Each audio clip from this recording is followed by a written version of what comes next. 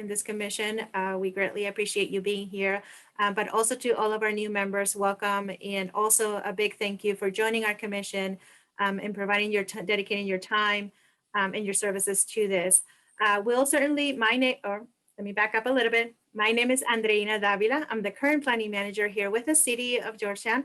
And I lead the current planning team, who you are going to be primarily seeing in a lot of these meetings, because they are responsible for processing and overviewing a lot of the current planning applications and cases related to land use and subdivision plats, which you're going to learn about a little bit more through this training session.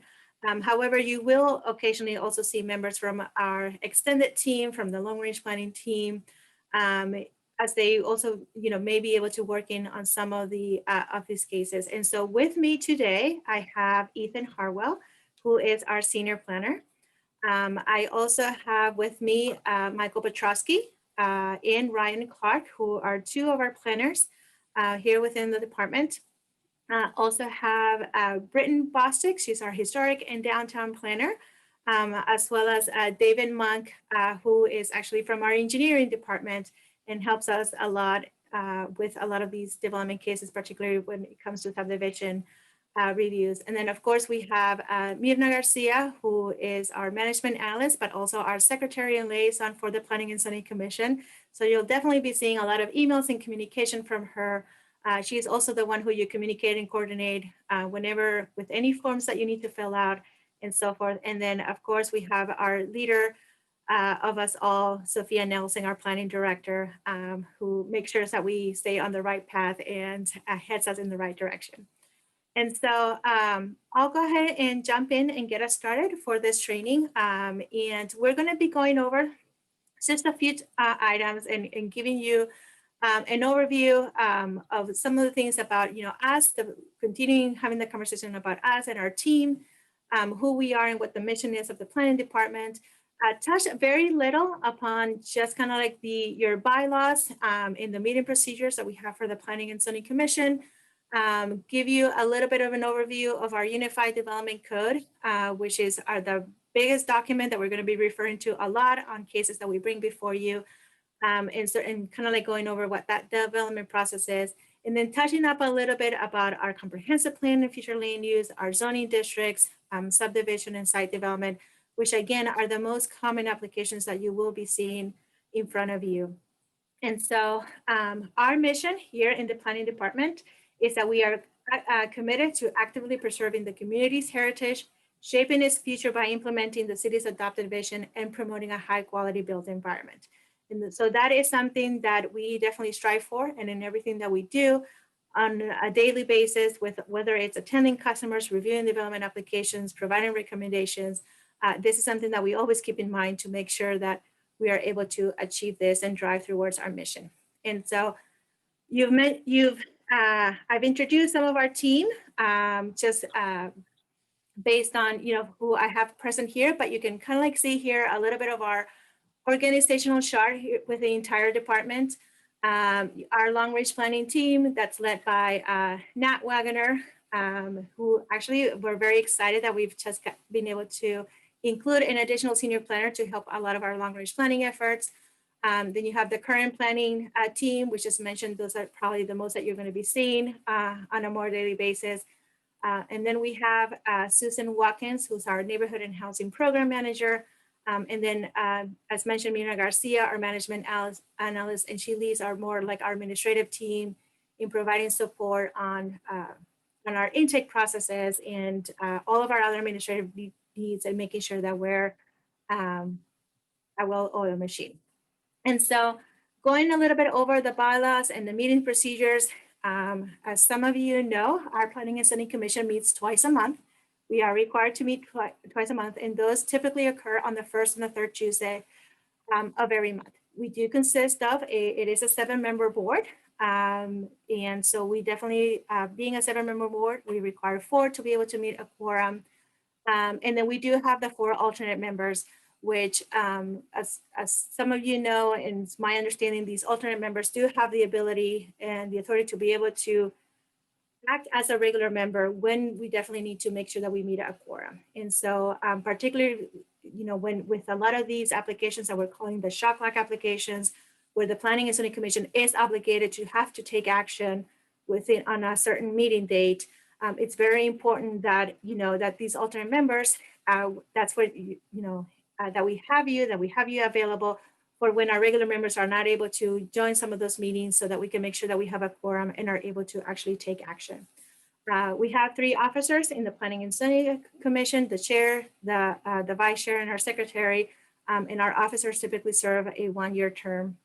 And then while we do meet on a regular basis twice a month, you do have the ability to be able to call upon some special meetings on an as needed basis, in case we need to meet to be able to take action, or on any particular item outside of those 2 meeting days that we have a month. And so you, as the Planning and Zoning Commission, have the final approval and authority, meaning that the decision making stops with you on a lot of these kind of like some of what we're calling those shot clock applications. So anything that has to do with subdivision platting, like your preliminary plat, your final plat, your subdivision construction plans, stormwater permits, driveway access permits, site development plans, all of those development applications that are typically very straightforward in nature, or come to you for your approval, or in which case, and so that's kind of like where it stops. You do not make a recommendation on those cases. You actually take final action and decision on those.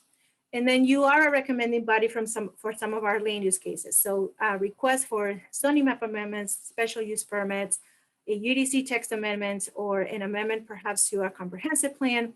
Those are items that we will bring before you for you to evaluate, analyze it, and make a recommendation to the City Council, who will be the one to make the final decision on those particular cases. And so typically a lot of those land use cases do go through a public hearing process. And that means that before it comes to you for the Planning and Zoning Commission, we are required to send out notices to all property owners, registered neighborhood associations, place a sign on the property, a notice in the newspaper, to make sure that we actively notice members of the public about this request that's going on, and give them the opportunity to be able to attend the meeting and sign up to speak on that particular item, express their concerns, or they can even submit their comments in writing to staff beforehand. And so for those public hearing items, typical the process that you will see is that the item is up, and staff will present the item and give you an overview of the case, what the request, the property, kind of like our analysis. And then after staff has finished making the presentation, the chair typically invites the applicant or a representative of the property owner to also be able to address the commission. In some cases, that applicant may want to make a presentation. In other cases, they just read a statement, or they'll simply say that they're just available for questions. And then after that presentation from the applicant, the commission will typically have the opportunity to ask questions to both staff and or the applicant. So if you need some additional information or some clarification, you have that opportunity to be able to ask those questions of us. And then the chair will go ahead and open the public hearing as well. If any members have signed up to speak, each member will do that. And then once that, it will close the public hearing. And then after the public hearing, typically what happens is that if there are the commission again may ask additional questions if needed, but if not, that's when you typically go into creating a motion, in doing a motion, so that you can go into deliberation and be able to discuss. And so again, with that public hearing process, if people do want to be able to speak on any particular item, typically what they do, like if we were meeting in person back in the council chambers, we typically have registration forms that people are able to fill out in those at the chamber and then hand it over to the secretary. Or in this situation where we have this virtual setting, is that what we ask is that for any member of the public that wishes to speak is to let us know either through the Q&A session or through the chat box by identifying the item number and that they wish to speak, so that we can jot them down and have them the ability to do so. Every member of the public that does sign up to speak has 3 minutes to be able to express their comments. If somebody else that's present, also a member of the comment, they also have the option to concede their 3 minutes, so that the speaker has a total of 6 minutes. But that's typically the time frame that they have to be able to express their concerns. And then as mentioned, once the public hearing is closed, before the Planning and Zoning Commission can deliberate on that item and discuss it, they have to make a motion with whatever that motion may be. And it needs to be seconded in order to be able to, for the commission to go into discussion and go into deliberation and then be able to make a vote. Typically, the chair is not encouraged to make the motions unless it's absolutely needed or depending because of the lack of quorum. We typically prefer other members from the commission to make that motion so that it can go into deliberation. And so again, on most cases, you as the commission will either approve it, deny the request, or continue taking action, postponing action and continuing that item to a future meeting date in the event that additional information is needed or you need some additional time. And so that can also occur, but we typically see cases having to be approved or denied. And again, when it comes to, on cases such as like the land use cases where you're just making a recommendation, you can certainly, on certain cases like your PUDs, your plan unit developments or your special use permits, the Unified Development Code does give you the ability to be able to also recommend additional conditions to the city council. So if you believe that there's a specific condition that to make that use or that district okay, you can certainly include that. But then in other cases like your just your regular zoning map amendment rezonings, no conditions are allowed of those, or your shot plot cases, you typically can impose conditions, but we need to be able to quote the specific code section for that. And we'll go more into detail on that later. Again, typically to be able to approve an item, it requires a simple majority vote for most of your cases. So as long as, so if we have 7 members, as long as the 4 members vote in favor, it gets to be approved. However, we do have some cases that do require a supermajority vote in order to approve that item. And that typically applies to subdivision variance requests where that additional 2 members to vote in favor would be needed, again, depending on how many members we have present at the Planning and Zoning Commission. If the Planning and Zoning Commission at any time actually fails to make a motion, or I should say, fails to approve a motion that has been done, so because you didn't get the votes that you needed to approve that item, then it's an automatically recommendation for denial. That, of course, still allows them to move forward to City Council. It's just that when it gets to City Council, a supermajority vote would be needed to approve that request. And so questions, as mentioned, you can certainly ask questions to the applicant relating to their request if you need additional information to be able to decide on an item or make a recommendation. Some appropriate questions we include in here as a reference because sometimes we do get a lot of questions that do not necessarily pertain to the request or are a little bit outside of our purview. And so some questions that you can certainly ask that we consider to be appropriate have to do with like the impact that the land use may have on the surrounding area or the infrastructure needs, compatibility of that development, consistency with our future land use or with our adjacent zoning district. But some questions that are not really appropriate as it pertains to the request may be in terms of like ownership, like who's going to own the property, or if this is going to be something that you're going to be renting out, or what the financial status is. Those are typical questions that are not really pertinent to the request, and so should really not be asked to be able to determine and make a decision. Attendance, it is very, very important for you to attend our commission meetings. Very, very important. As mentioned, we have a lot of cases where, particularly our shot clock cases, where it is really, really, we need you to make a decision. Like state law does not give us any ability whatsoever for us to postpone that item or continue that item unless it's a request by the applicant. And that really only happens in specific situations. And so if for whatever reason it is so important, because if the Planning and Zoning Commission does not take action on those particular cases, then under state law, those cases will be automatically approved. And so, sometimes we do have a lot of applications that we bring to you with a recommendation for disapproval because there are a lot of outstanding comments. And so if for whatever reason we are not able to meet on that day because of a lack of quorum, then we need to make sure that we run into the risk of that application being approved regardless. And so that's why it's very important for you to attend. It's important for our alternate members to attend, because in the case that we don't have a quorum, we can ask you alternate members to step in and be able to take action on a case. And I'm going to pause here for a little bit. Sophia, I see that you have your hand up.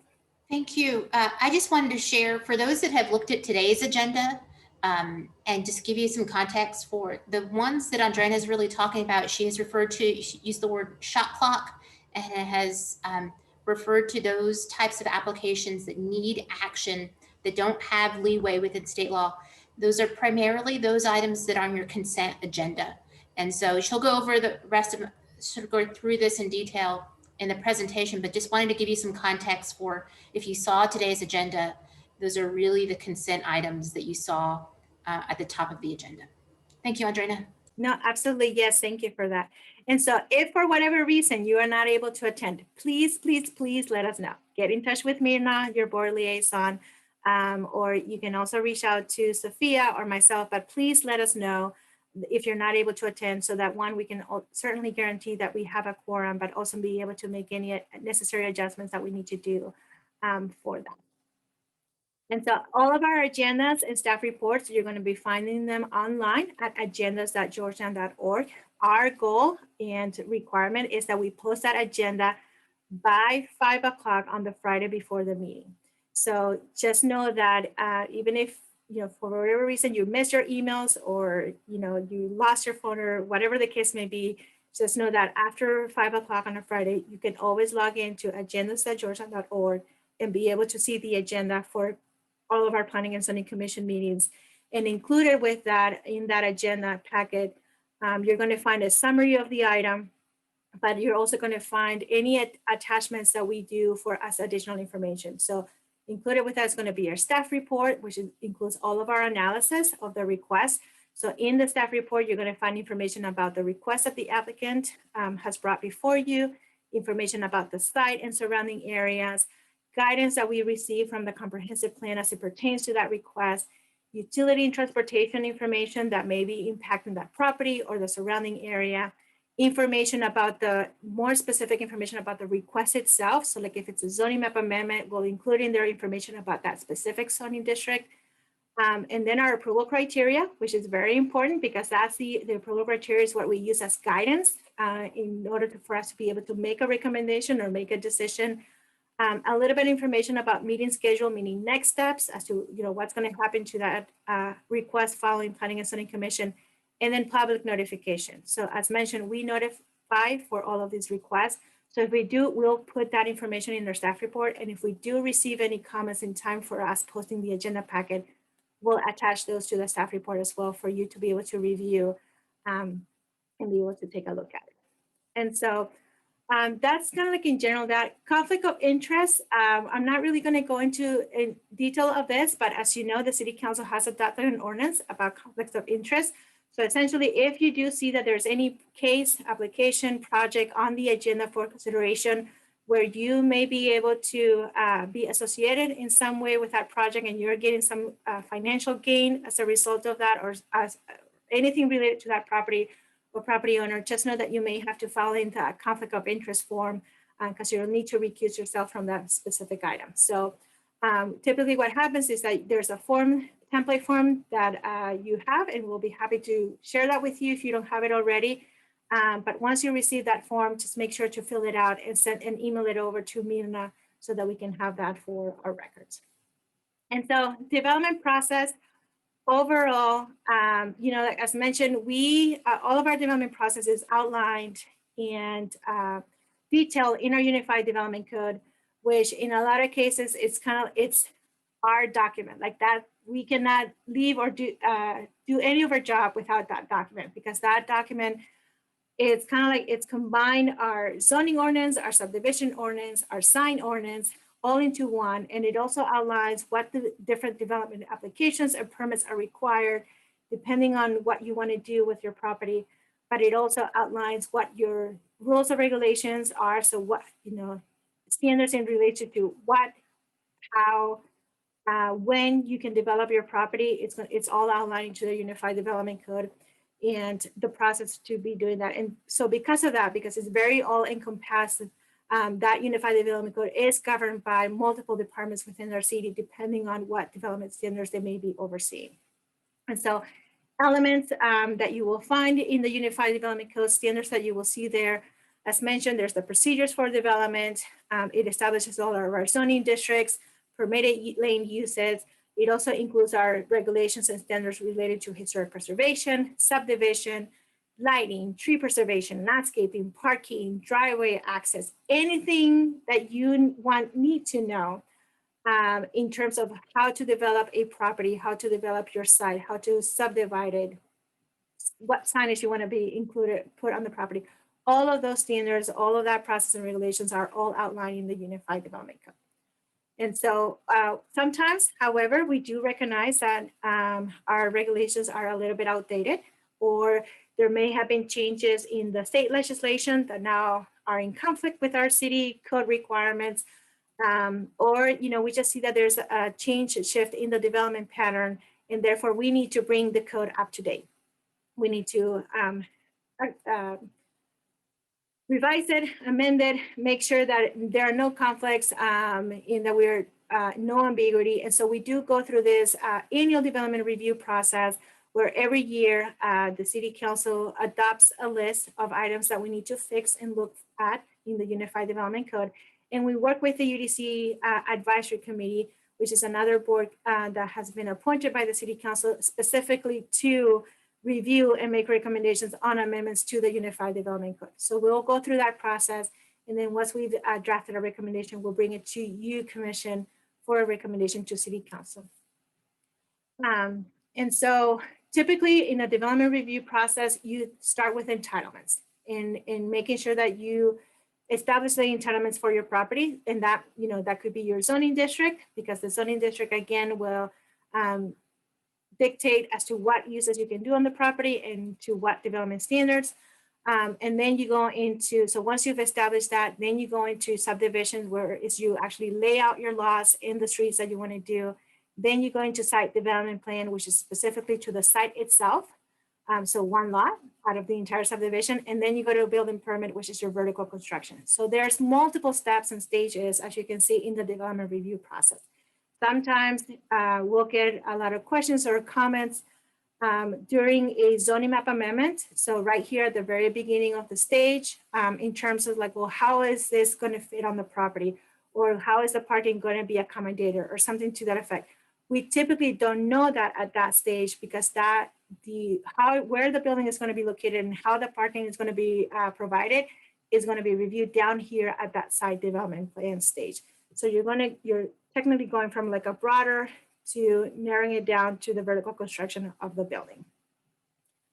And then so from here, I'm going to go ahead and turn it over to Ethan, who is now going to go over on the different elements and documents that we use when we're reviewing these cases. Yes. Andrea, will you stop sharing your screen? As I switch presentations or screen sharing, I just want to say to the existing commissioners and to new commissioners, if you have questions, stop us and let us address those.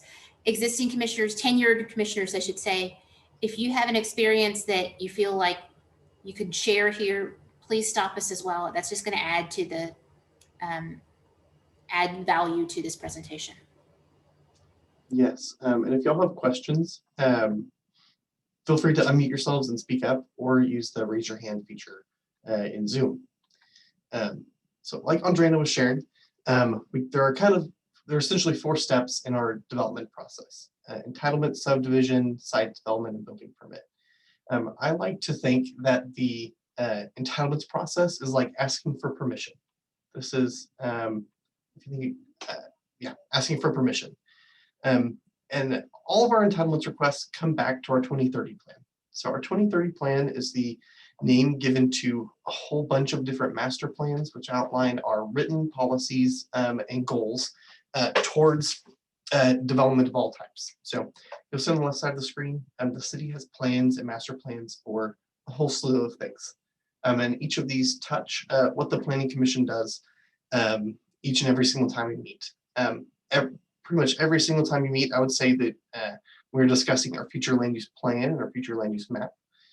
Quite often we are discussing our Parks and Trails Master Plan, because a lot of the developments you will consider will have parks and open space components or be located along a regional trail system. Many of the projects that need your approval are economic development projects sponsored by our economic development team. And we deal with a lot of housing, and we deal with a lot of things near the airport. And every once in a while, like your regular meeting tonight, and we have items downtown. So these documents and these policies guide the analysis that we give you as a staff, and also serve as a starting point for when staff speaks with developers and are really looking to guide people in the right direction and advise them on zoning changes and comprehensive plan amendments. So we last updated our future land use plan, our housing plan, our gateway plan. We adopted the Williams Drive sub-area plan, did a whole slew of other things approximately 1 year ago. So we were able to, our comprehensive plan was originally adopted in 2008.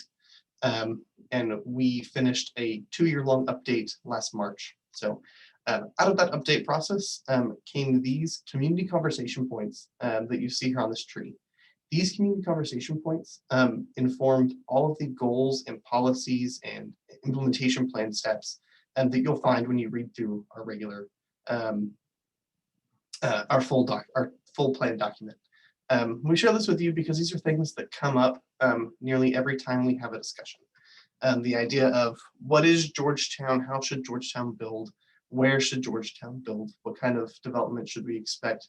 I'll come back to these conversations and things that the community told us that we wanted. And there are things that y'all are asked to make decisions on a regular basis.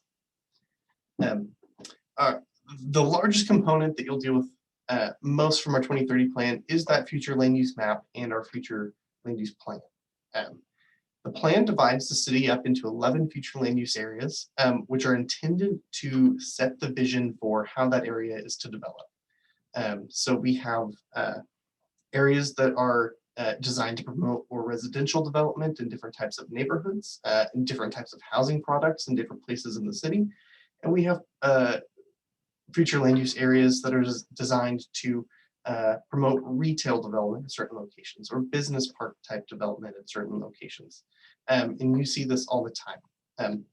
These will give us guidance, especially for zoning cases related to where different types of development in different zoning districts may be appropriate. It'll give us guidance on what types of products may be appropriate. You know, should this be a single family development, or would a low to moderate density multifamily development, apartments or townhomes be appropriate here?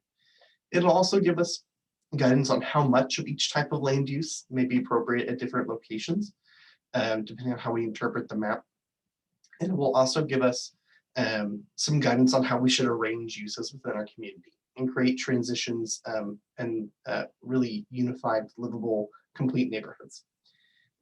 It's important to note that the future land use plan is not zoning. It is linked with our zoning map, in a very strong way, but the map you see on your screen is not a zoning map. A certain future land use category is not intended to represent a certain zoning category. They may share colors, they may share common language and naming and description, but they are not the same. They do need to reflect one another, but they're not the same. Every once in a while, we do get asked to change that map on the screen. It is not very often, but a property owner or a developer can come in and say, my property is currently in the mixed-in-C neighborhood future land use area, but I really feel like it belongs in the community center future land use area, and so instead of having the conversation about whether or not that a certain type of development is appropriate at that location during a zoning request, we have the option to have the discussion about the vision and the change in the area beforehand through the comprehensive plan amendment process. This having the future land use designation changed beforehand would allow a developer to go into a zoning or annexation or development agreement negotiation with a future land use plan with a adopted vision and policy that supports their development, rather than having to have that conversation while they're in the middle of that negotiation or that request. So we will see future land use map changes. We will also see requests for our our transportation plan. We have plans specifically related to thoroughfares and sidewalks and bicycle infrastructure. So y'all will see it all. We are in the middle of adopting, working on 2 small area plans for neighborhoods near downtown and Old Town that will come to you guys, as well as amendments to other master plans that we may not use as often. The primary tool we use to implement development and control land use throughout the city is zoning. So zoning is a regulatory tool that's been around since around the turn of the century throughout the country. But in Georgetown, we adopted our first zoning ordinance in the 1960s. And we last adopted our current zoning ordinance in 2003. We adopted the UDC. Zoning divides the city up into districts. In each district, there's a certain set of uses that are permitted within that district that are determined to all be compatible with each other, or compatible with certain limitations or restrictions on them. So we have 19 zoning districts here in Georgetown, everything from large agricultural uses to heavy industrial uses. It's kind of a spectrum. And we also have 7 overlay districts, which we can talk about in a minute. But in each district, you will see different standards for different things. Under zoning, we can regulate the location and size of buildings, where you have open space on your yard, how far away the building is from a street. We can regulate how much of your lot is covered by development. Typically, we think of that as impervious cover, but we can also regulate how much building you have. And then in our historic districts, this is also the same provision that allows us to regulate historic districts. So alterations and demolitions of historic structures in our historic districts, and also allows us to just adopt the historic districts. Our overlay districts are something that we will talk about quite a bit. Most prominently, we have our 2 historic districts, our downtown and Old Town district. We do have some national register districts here in Georgetown, but it's important to mention that those are not zoning. They have the word district in them, but they are not related to us at all. We do have a highway gateway districts. We have a highway gateway overlay, which is along I-35, a scenic natural gateway overlay, which is along roads like Leander, 1460, Highway 29, 971, and 195, which are supposed to be more feeder roads into the city. And we have our downtown overlays, of course, through downtown. These do not have any land use standards or design standards related to them, but they do have higher landscaping standards that go along with them, trying to make a more attractive landscape corridor through into the city. Lastly, we do have our courthouse view overlay district, which limits the heights of buildings in the shaded pink areas in that top left image to preserve certain views of the courthouse from I-35. If you're ever driving up 35, look east, and in most places from the highway, you can see the courthouse now. That is what that is for. So just like with the comprehensive plan amendment, every once in a while, a property owner will request to rezone their property because their zoning district either does not permit the use they want on their property, or it has some sort of restriction that makes development on the property cumbersome. A lot of times we see people rezone to increase the amount of impervious cover they're allowed, reduce their setbacks, increase allowable building height, that kind of a thing. In general, the process is pretty simple. The property owner will submit an application to us. We will review it as staff. We are doing things like trying to anticipate potential issues that the different development standards may create on the property. Oftentimes there are situations where we advise folks to maybe not request the zoning district they have, and instead request a different one because it will actually create more issues on their property. We also want to make sure that it just basically meets our dimensional standards. Our zoning districts will have minimum district sizes a lot of times, or different lot widths that they are required to meet And so we want to, also if your property does not meet the minimum size, you can't rezone to that district. We will send public notification, like Andrea mentioned. Here in Georgetown, we exceed the state minimums and send notice to property owners within 300 feet of all properties. We have these nice little yellow signs you've probably seen around town that go on the property, and an ad gets placed in the Sun newspaper. That notice invites folks to our meeting, at the Planning and Zoning Commission meeting, where we get to hear their comments. They can also submit written comments that are typically included in your agenda packet. But if they aren't submitted in time to be included in the agenda packet, we usually have copies for you at the dais, or you'll receive an email from Mirna with those included before the meeting. Then the commission will make a recommendation to council, and then that request goes to the council for final approval, and they do have to vote yes twice for it to be approved. You will see essentially three different kinds of development requests, rezoning requests. You'll see the comprehensive plan request, like we've talked about at the bottom of the screen. You will see a change of base zoning. This is going from one zoning district to another. Not much to it, very simple. You're accepting the default development standards that are already outlined in the UDC.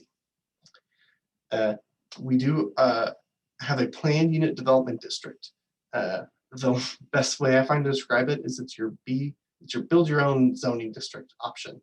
The PUD, as we call it, is really meant to allow a developer to craft their own development standards in a place where their development may not fit within any of our traditional zoning districts, or they are planning something that is larger, a more well-integrated development that may require certain development standards to be applied across the entire development at the same time. Our PUD districts have additional approval criteria and kind of get at that get at the additional benefit to the community, and really aim to make a PUD district something different than your straight zoning district. The third type of rezoning you will see is a special use permit. If you read through our permitted use table in the UDC, you'll see that some uses are permitted with no questions asked. Some uses are permitted under certain conditions. Sometimes that can be operating hours of a business, that can be the size of a building, that can be a certain development feature. For example, daycares are only allowed in some places in our city if they meet certain operating hours and the playground is located behind the building. Those are the types of restrictions you'll see. But then the other type, in the permitted use table, you'll see a third way use is permitted. And that is with the special permission of the Planning and Zoning Commission and the City Council through a special use permit. These are uses that may be appropriate and compatible with the other uses in the zoning district, or at the place where that zoning district may be appropriate, but only if all the stakeholders are on board. So the special use permit allows us to consider certain uses on certain properties under certain conditions. This is one of the applications where the commission and the council may pose further conditions on on a use in order to make it appropriate. For instance, we saw a special use permit a few years ago where the council was very concerned about the driveways on a gas station and the buffering between the gas station and a residential home. So, and so there were more landscaping standards and screening standards there. But before we go on, are there any questions thus far?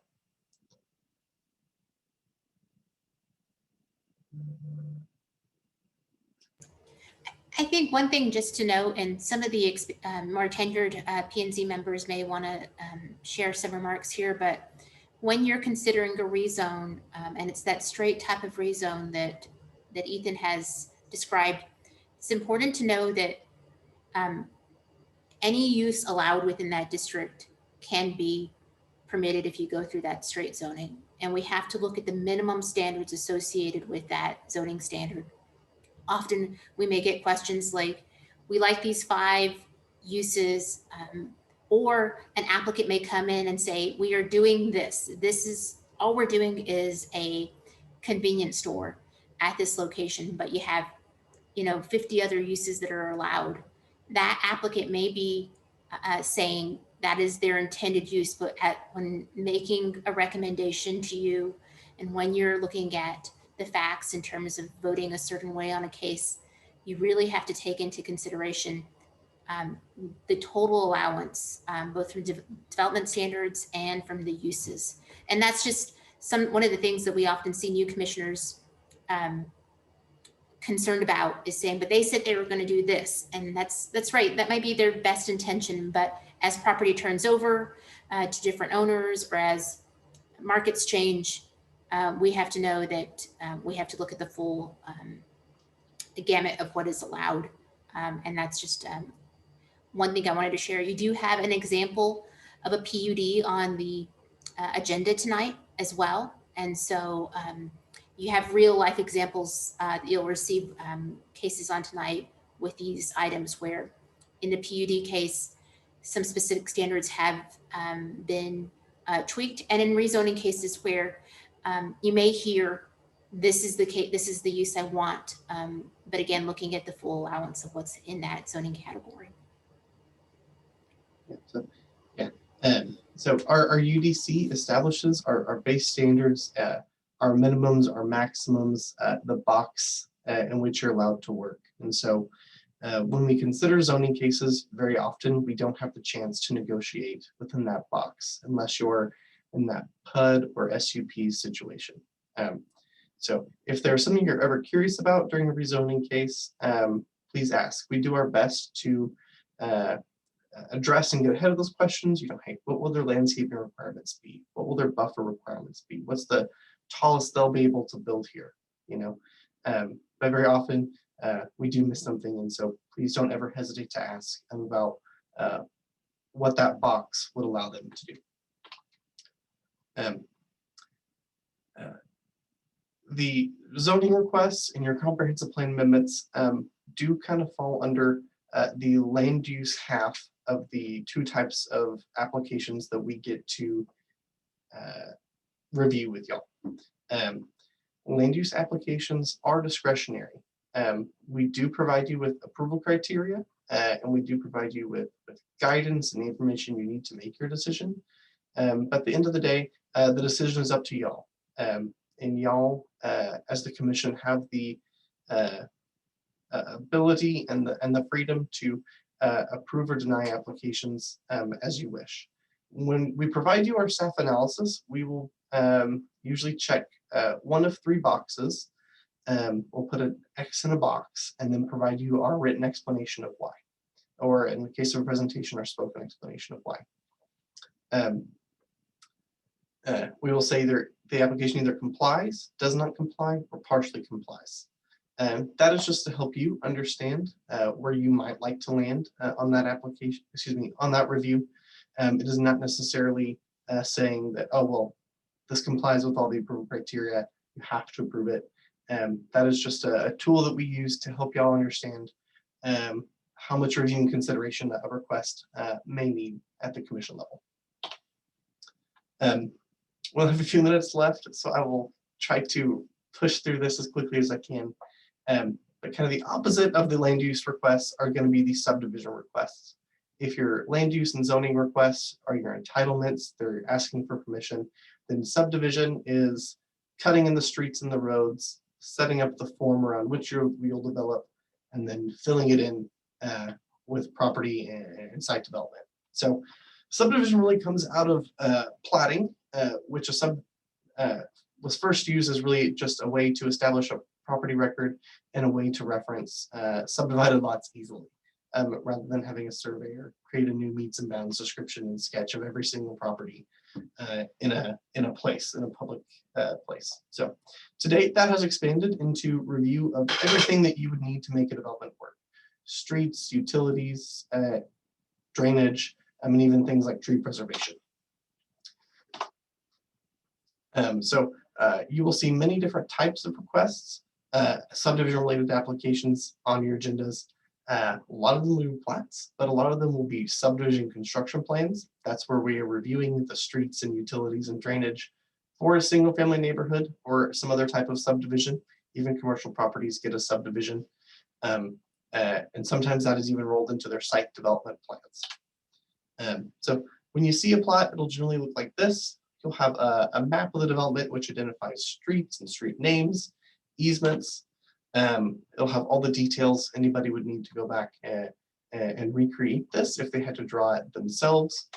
And it will include dedicatory language signed by the chairman and the secretary of the commission. It'll include notes about the development, which serve as restrictions, be signed by the engineer, or property owner, and surveyor. It is a good time. You will also see several different types of plats. Each of these serves a different purpose. Preliminary plat is essentially approval of a concept before a developer spends the money to engineer and formally officially subdivide the property. A final plat will be the final recorded version of that concept. Then your replats, amending plats, and minor plats will be what you use when you want to tweak an already platted subdivision, whether you just need to make a small change or you want to kind of completely redo and start over. There are often instances where we can vacate a plat, meaning pretend like the recorded subdivision never existed. Those are rare though. These then extend that same kind of principle of reviewing for streets and drainage and utilities extends into a site development plan. And the site development plan is essentially where we get to look at every single thing, every single aspect of a property that our UDC covers. So building design, lighting, signage, parking, landscaping, tree preservation. You will only see site development plans on non-residential property. So commercial properties, retail, neighborhood amenity centers, parks, anything that's not a single family home. A site development plan is a combined subdivision and zoning application. So you will see us reviewing and presenting to you on things like drainage and driveways in utilities with a site development plan. Excuse me, but you will also see us talking about zoning issues such as landscaping, building design, setbacks, that sort of a thing. All of our subdivision applications, whether they're site plans, plats, construction plans, are subject to that shot clock bill that Andrea talked about earlier. And so you will see a variety of applications on your consent agenda each week that relate to this. And like Andrea mentioned, the important thing is if we don't meet those state mandated deadlines, these applications get approved no matter what is wrong with them, what our comments were, they get approved. So that is one of the reasons why a subdivision approval of a subdivision application is non-discretionary. That is a mandate from state law. If any of these applications meet all of our criteria, if we cannot find a line in the code that we can reference to say that this application is not compliant with our codes, we must approve it. Oftentimes there are situations where we have applications that are ETJ where we do not have land use control. We only have zoning and land use control in the city limits, where we know this plat is going to facilitate a commercial development, let's say in the center of a neighborhood or adjacent to a neighborhood that's particularly sensitive about different types of uses. Even though that plat may facilitate something that's not desired by the neighborhood it's related to, it still meets all of our requirements. It meets our code. It's simply a subdivision of the land, and we have to approve it. Any questions on subdivision applications?